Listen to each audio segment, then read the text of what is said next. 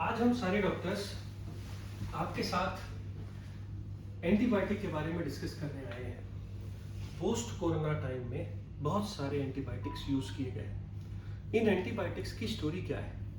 1920 में Alexander Fleming ने United kingdoms में, जब वो अपनी माइक्रोबायोलॉजी लैब में एक रिसर्च कर रहे थे, उन्होंने पाया कि फंगस बैक्टीरिया को मारने में ताकतवर कारगर होती है।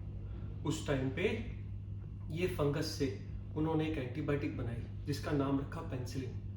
1920 से 1940 तक इस पेनिसिलिन के कई सारे फॉर्म्स एंटीबायोटिक की फॉर्म में वर्ल्ड को दिए गए। End of first world war के बाद जब ये एंटीबायोटिक्स यूज करी तो बहुत सारे लोगों की जान बची। इस एंटीबायोटिक से पहले एक छोटा सा कट एक आदमी की जान ले लेता था, उसको हम लोग सेप्टिक बोलते थे। आज कोविड एरा में जब इतने सारे एंटीबायोटिक्स यूज हो रहे हैं तो डर ये है कि हम इन एंटीबायोटिक्स की पावर को खो ना दें। इसके बारे में और समझने के लिए हम डॉक्टर कृष्णा पाटिल, जो कि एक एमिनेंट नेफ्रोलॉजिस्ट हैं, वो आपको ये बताएंगे कि बॉडी के अंदर डिफेंस मैकेनिज्म होते हैं तो कौन से होते हैं। नमस्ते। मैं एक छोटी सी अपने जीवन की एक कहानी बोलना चाहूंगा। मेरा 3 साल का बेटा जब उसे पहली बार डायरिया हुआ तो हड़बड़ाहट में मैंने उसे एक एंटीबायोटिक दे दी डायरिया के लिए, जिसका नाम था ओफ्लॉक्सेसिन विद ऑर्निडाजोल।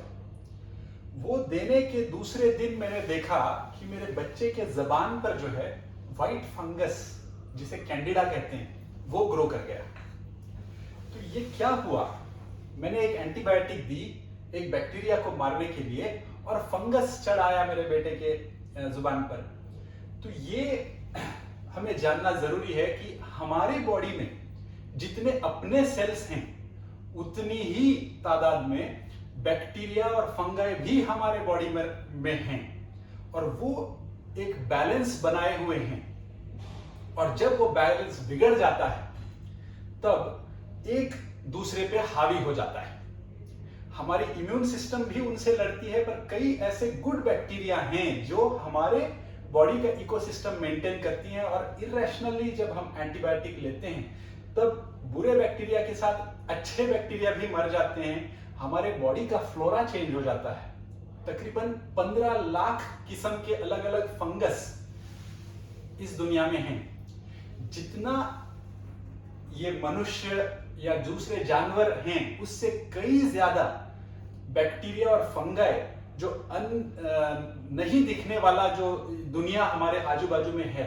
हम एक समंदर में तैर रहे हैं फंगाई और बैक्टीरिया के, और जब हम इस दुनिया से जो अनदेखी दुनिया है उसमें हम जब उथल पुथल कर देते हैं एंटीबायोटिक्स देकर, तब उनका भी हम पर इफेक्ट होता है।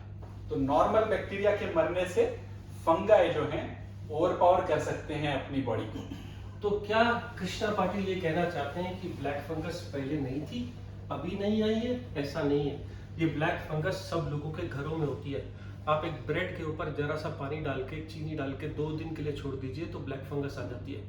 यही एस्परजिलस और ब्यूकर ब्लैक फंगस जो आपके घरों में रहती है, आज लोगों के नाकों के अंदर ब्रेन तक जा रही है।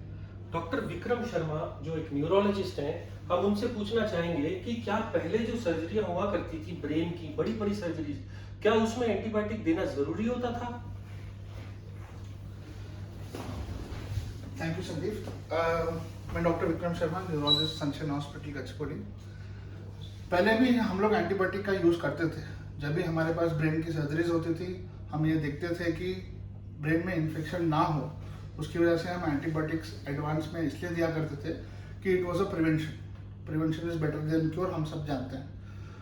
आज के दौरान जब ये म्यूकोरमाइकोसिस इतना ज़्यादा हो गया है, मैं आपको इस बारे में इसलिए बताना चाहता हूँ क्योंकि ये म्यूकोरमाइकोसिस जो है आपके स्कल के बोन्स को छू कर देता है, because it's fungus, eating fungus है अलग से। तो ये ब्रेन के वेसल्स में भी पेनिट्रेट हो जाता है, जिसकी वजह से ब्रेन के सेल्स के ऊपर काफ़ी सारा इफेक्ट होके ब्रेन में क्लॉट्स हो जाते हैं, और पेशेंट्स को हम लोग लूज कर देते हैं क्योंकि क्लॉटिंग इतना ज़्यादा फैल जाता है, फंगस इतना ज़्यादा फैल जाता है कि किसी को भी बचाना बहुत मुश्किल हो जाता है। तो क्या हम ये बताना चाह रहे हैं आज आपको कि इरेशनल एंटीबायोटिक मतलब हर आदमी को एंटीबायोटिक नहीं देनी चाहिए?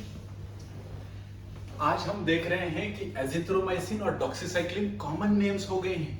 हर आदमी जो है इन नामों को पहचान गया है, और जब भी कुछ सर्दी खांसी जैसा लगा, उठाया एजिथ्रोमाइसिन लिया, उठाया डॉक्सीसाइक्लिन लिया। अगर तो 40 40 इलनेस है तो भी एंटीबायोटिक ना ले? वायरल इलनेस के लिए तो एंटीबायोटिक की जरूरत ही नहीं है। तो बैक्टीरिया होगा तभी एंटीबायोटिक लेंगे, और बैक्टीरिया के बाद आप टेस्ट कराएंगे तभी एंटीबायोटिक लेंगे। अगर हम सब लोग एंटीबायोटिक लेते रहे तो इनका जो धार का इफेक्ट है वो चला जाएगा, और एक ऐसा टाइम आएगा कि या तो हमको एक नई एंटीबायोटिक खोजनी पड़ेगी, एक नया नोबेल प्राइज देना पड़ेगा किसी को, और या ये प्री एंटीबायोटिक एरा में चला जाएगा कि एक कट लगने से भी मौत हो सकती है। फंगस से मत डरिए, फंगस बहुत सालों पहले आपके पास आई थी। एंटीबायोटिक का इरेशनल यूज को बंद करिए। हम doctors from sunshine hospital Hyderabad से बोल रहे हैं।